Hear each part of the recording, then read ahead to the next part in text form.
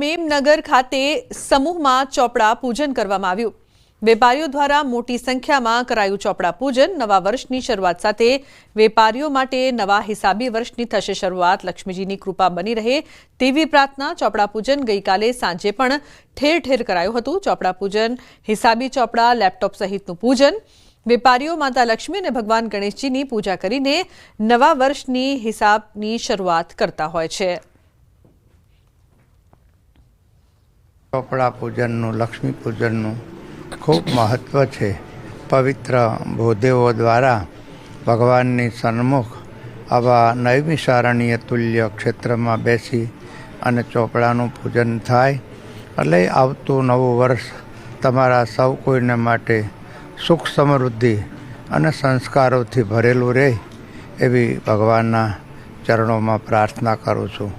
પ્રકાશનું પર્વ એવું દિવાળી પર્વની ઉજવણી થઈ રહી છે અને દિવાળીના પર્વમાં ચોપડા પૂજનનું પણ એટલું જ મહત્ત્વ છે। ત્યારે અમદાવાદના SGVP ગુરુકુળમાં જે છે તે સમૂહ ચોપડા પૂજન જે કરવામાં આવી રહ્યું છે। વેપારી ભાઈઓ જે છે કે તેઓ પોતાના જે હિસાબના જે ચોપડાઓ જે છે રોજમેર છે તે ચોપડાઓની પૂજા કરી રહ્યા છે, જેને કરીને આવનારું જે વર્ષ જે છે કે તેમના ધંધા રોજગારમાં જે છે તે પ્રગતિ થાય તેવી મંગલ કામના સાથે ચોપડાનું પૂજન કરવામાં આવી રહ્યું છે। અને બદલાતા સમયની સાથે ટેકનોલોજીના યુગમાં લેપટોપની પણ જે છે તે આ જ પ્રકારે વેપારી ભાઈઓ જે છે તે પૂજા કરી રહ્યા છે। પોતાના હિસાબી ચોપડાઓ જે છે કે તેની પણ પૂજા કરવામાં આવી રહી છે। યજમાન જે છે તે ભાનુભાઈ પટેલ આપણી સાથે છે। ભાનુભાઈ પાસેથી જાણીશું। ભાનુભાઈ, આવનારું વર્ષ જે છે તે ફળદાયી નીવડે, ધંધા રોજગારમાં પ્રગતિ થાય તેને લઈને અત્યારે ચોપડા પૂજન કરવામાં આવી રહ્યું છે। જી, એક ઉત્તમ ભારતીય પરંપરા સ્વામિનારાયણ ગુરુકુળ ખાતે નિભાવવામાં આવી રહી છે। ગુરુકુળ ક્યાંય કોઈ ધંધો રોજગાર કરતું નથી, પરંતુ એની સાથે જોડાયેલા જે ગ્રહસ્થ હરિભક્તો છે એ ભક્તો મોટી સંખ્યામાં આપ જોઈ શકો છો પરંપરાને જાળવી રહ્યા છે। પ્રાચીન પરંપરાના લાલ પૂંઠાના ચોપડા પણ છે। અર્વાચીન આધુનિક લેપટોપ સાથે પણ યુવાનો બેઠા છે। કેમેરામેન ખેંગા રાઠોડ સાથે સંજય ટાંક, ન્યૂઝ 18। જામનગરના વૃંદાવન સોસાયટીમાં થયેલ ચોરીનો ભેદ ઉકેલાયો છે। તરુણભાઈ નામના શખ્સના ઘરની 9 લાખના મુદ્દામાલની ચોરી કરવામાં આવી હતી। 6 ઓક્ટોબરે ઘર ખાલી જણાતા ચોર તાળા તોડીને ઘરમાં ઘૂસી આવ્યો હતો અને કબાટમાંથી 2,52,000ની કિંમતના ઘરેણાં, 6,50,000ની રોકડ મળીને કુલ 9,02,000ની માલમત્તા ચોરી કરીને લઈ ગયા હતા। આરોપી ચોરી કરેલ સોનાના દાગીના સાથે ચાંદી બજાર સર્કલ પાસે આંટાફેરા કરતો હોવાની બાતમીના આધારે પોલીસે આરોપીના દાગીના વહેંચે તે પહેલા જ તેને દબોચી લીધો। પોલીસે આરોપીને કોર્ટમાં રજૂ કરતા 2 દિવસના રિમાન્ડ મંજૂર કરાયા છે। સોના ચાંદીના જે દાગીના છે એ દાગીના સાથે અહીંયા ચાંદી બજારમાં વેચવાની ફિરાકમાં છે। આ બાબતની એક્ઝેક્ટ બાતમી મળતા તેના આધારે જામનગર સિટી ડિવિઝન પોલીસ સ્ટેશનના જે સર્વેલન્સ સ્ટાફ છે એમના દ્વારા આ આરોપીને પકડી પાડવામાં આવેલો છે। આરોપીનું નામ છે શિવાભાઈ જેરામભાઈ વાજેલિયા અને જે મૂળ નિકાવા બાજુનું છે। એના વિરુદ્ધ અગાઉ કાલાવડ રૂરલ પોલીસ સ્ટેશનના કાલાવડ ટાઉન પોલીસ સ્ટેશનમાં ગુનો દાખલ છે। મેં રાત્રે 12 વાગે બંધ કરી અને બાજુનું અમારું મકાન છે ને, અહીંયા મારો ભાઈ રહે છે, અહીંયા સુવા અમે ગયા હતા માજી આગળ, અને સવારે અમે 7:30 વાગે આવ્યા ને ત્યારે ઘરનો લોક તૂટેલો હતો અને પૈસા અને દાગીના અને બધું થઈ અને ચોરી થઈ ગઈ છે। અંદાજે 6 તોલા જેવું સોનું હતું ને 7.5-8 લાખ રૂપિયા રોકડા હતા। તો 9 લાખથી વધુના મુદ્દામાલની ચોરી કરી હતી। બાતમી મળતા પોલીસે આરોપીને ઝડપી પાડ્યો છે। જામનગરની આ સમગ્ર ઘટના વૃંદાવન સોસાયટીમાં થયેલ ચોરીનો ભેદ ઉકેલાયો। સાબરકાંઠા જિલ્લાના પ્રાંતિજ તાલુકાના મજરા ગામે જૂથ અથડામણ થયું હતું, જેમાં અનેક વાહનો તેમજ મકાનોમાં તોડફોડ પણ કરવામાં આવી હતી। ત્યારબાદ ગામમાં થયેલ અથડામણ દરમિયાન બંને પક્ષો દ્વારા પથરાવ પણ કરવામાં આવ્યો હતો। પોલીસે બંને પક્ષોની અલગ અલગ ફરિયાદ નોંધી છે, જેમાં એક ફરિયાદમાં 60 વ્યક્તિઓના નામજોગ અને 100 કરતાં વધુના ટોળા સામે ફરિયાદ નોંધવામાં આવી હતી, તો બીજી ફરિયાદમાં 52 વ્યક્તિઓના નામજોગ અને ટોળા સામે ફરિયાદ નોંધવામાં આવી હતી। આ બંને ફરિયાદના આધારે બંને પક્ષના 36 આરોપીઓની ધરપકડ કરીને કોર્ટમાં રજૂ કરવામાં આવ્યા હતા। હાલ સ્થિતિ સામાન્ય હોવાનું પોલીસ દ્વારા નિવેદન અપાયું છે। ફાયરમાં નોંધાયેલ એક એફઆઈઆરમાં 60 આરોપીઓના નામ સાથે ફરિયાદ છે. બીજી એફઆઈઆરમાં 52 આરોપીઓના નામ સાથેની એફઆઈઆર છે.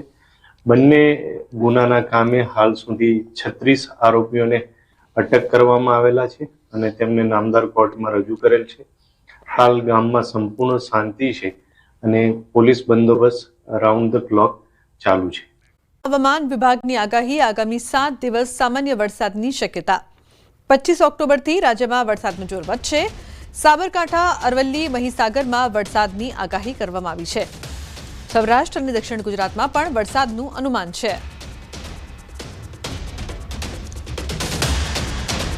सात दिन के लिए यहाँ पर 21 से लेकर 27 अक्टूबर तक हल्का से मध्यम बरसात संभावना रहेगा गुजरात रीजन में. मेनली साउथ गुजरात की जो ज़िला है नवसारी, वलसाड, दमन, दादरा नगर हवेली और तापी, इसके लिए हम हल्का से मध्यम बरसात का पूर्वानुमान दे रहे हैं. और उत्तर गुजरात में जो 3 जिला है इसमें साबरकांठा, अरावली और महासागर के लिए दिया गया है आज के लिए 21 अक्टूबर के लिए. 22 अक्टूबर को नवसारी, वलसाड, दमन, दादरा नगर हवेली, डांग और तापी के लिए दिया गया है. उसके आगे डे 3 में भी सिमिलर सिचुएशन रहेगा. दक्षिण गुजरात की ज़िला में हल्का से मध्यम बरसात रहेगा आइसोलेटेड प्लेसेस में. डे 5 में 25 तारीख से लेकर थोड़ा सा बरसात आइसोलेटेड प्लेसेस ज़्यादा डिस्ट्रिक्ट में बढ़ेगा. દિવાળીના તહેવારમાં સંકટ ઘેરાયું છે. અંબાલાલ પટેલે કરી છે મોટી આગાહી. ગુજરાતના વાતાવરણમાં આવશે પલટો. અરબ સાગરમાં મજબૂત વાવાઝોડું બનશે. દક્ષિણ ભારત અને રાજસ્થાનમાં વરસાદની શક્યતા રહેશે. 150 કિલોમીટરની ઝડપે ફૂંકાઈ શકે છે પવન. શિયાળામાં ચોમાસા જેવો સર્જાશે માહોલ. 22 ઓક્ટોબરથી વાતાવરણમાં પલટો આવશે. 4 નવેમ્બર સુધીમાં ભર શિયાળે ચોમાસા જેવો માહોલ. વેસ્ટર્ન ડિસ્ટર્બન્સના કારણે ભારે વરસાદ થશે. દક્ષિણ ગુજરાતમાં ભારે વરસાદની શક્યતા રહેશે. સમુદ્રમાં ભારે પવન ફૂંકાશે. કાંઠા વિસ્તારમાં ભારે વરસાદ પડી શકે છે. તો નવા વર્ષના તહેવારો ચાલી રહ્યા છે. વાતાવરણમાં પલટો પણ જોવા મળી રહ્યો છે. ઠંડીની શરૂઆત થઈ ગઈ છે ત્યારે હવામાન નિષ્ણાંત અંબાલાલ પટેલે મોટી આગાહી કરી છે. અંબાલાલના મતે રાજ્યમાં વાવાઝોડાનો ખતરો મંડરાઈ રહ્યો છે. 22 ઓક્ટોબર સુધીમાં દક્ષિણ ગુજરાતના ભાગોમાં વાદળછાયું વાતાવરણ રહેશે અને સામાન્ય વરસાદની આગાહી કરવામાં આવી છે. બંગાળના ઉપસાગરમાં એક સિસ્ટમ બની રહી છે અને અરબી સમુદ્રની સિસ્ટમ મજબૂત થશે, જેના કારણે 4 નવેમ્બર સુધીમાં ભર શિયાળે ચોમાસા જેવો માહોલ સર્જાશે. સૌરાષ્ટ્રમાં ભારે વરસાદની શક્યતા છે. કચ્છ, ઉત્તર ગુજરાતના ભાગોમાં પણ વરસાદની શક્યતા રહેશે. ઓક્ટોબરની એન્ડમાં પણ મજબૂત વેસ્ટર્ન ડિસ્ટર્બન્સ સક્રિય થશે. બેસતા વર્ષની શરૂઆતમાં પણ વાદળવાયુ આવવાની શક્યતા રહેશે અને લગભગ બંગાળના ઉપસાગરનો ભેજ અને અરબ સાગરના ભેજના કારણે હમણાં લગભગ બેસતા વર્ષની શરૂઆત સુધીમાં પણ દક્ષિણ ગુજરાતના ભાગોમાં અને મધ્ય ગુજરાતના ભાગોમાં ક્યાંક વરસાદ થવાની શક્યતા રહેશે. ખાસ કરીને દક્ષિણ ગુજરાતના ભાગોમાં વરસાદ થવાની શક્યતા રહેશે અને ગુજરાતના લગભગ બહુધા ભાગોમાં વાદળવાયુ આવવાની શક્યતા રહેશે. પણ ઉલ્લેખનીય છે કે બંગાળ ઉપસાગરની સિસ્ટમ 23-24થી સક્રિય થઈને લગભગ માસના અંત સુધીમાં ત્યાંની અસર દક્ષિણ ભારતમાં થઈને અરબ સાગરમાં આવશે અને અરબ સાગરમાં જે હલચલ છે તે હલચલના કારણે લગભગ આ માસના અંત સુધીમાં એક ભારે સિસ્ટમ બનશે અને એક ચક્રવાતમાં તબદીલ થવાની શક્યતા રહેશે. આ માસના અંતમાં અને નવેમ્બર તારીખ 4-5 સુધીમાં ભર શિયાળે જાણે ચોમાસું આવ્યું હોય તેવો માહોલ સર્જાવાની શક્યતા રહેશે. ત્યારબાદ તારીખ 18-11 બાદ પણ બંગાળ ઉપસાગરમાં એક પછી એક સિસ્ટમ બનતી જશે. કેન્દ્રીય ગૃહ અને સહકાર મંત્રી અમિત શાહના જન્મદિવસ નિમિત્તે તેમનું તંદુરસ્ત સ્વાસ્થ્ય બની રહે તેવી પ્રાર્થના સાથે બહુચરાજી ખાતે અમદાવાદ મનપાના પૂર્વ standing committee chairman Hitesh Barot અને તેમના પરિવાર દ્વારા 3 દિવસનો સતચંડી પાઠ અને હવનનું આયોજન કરવામાં આવ્યું. આ અવસર પર અનેક ભક્તો હાજર રહી મા બહુચરના આશીર્વાદ મેળવ્યા હતા.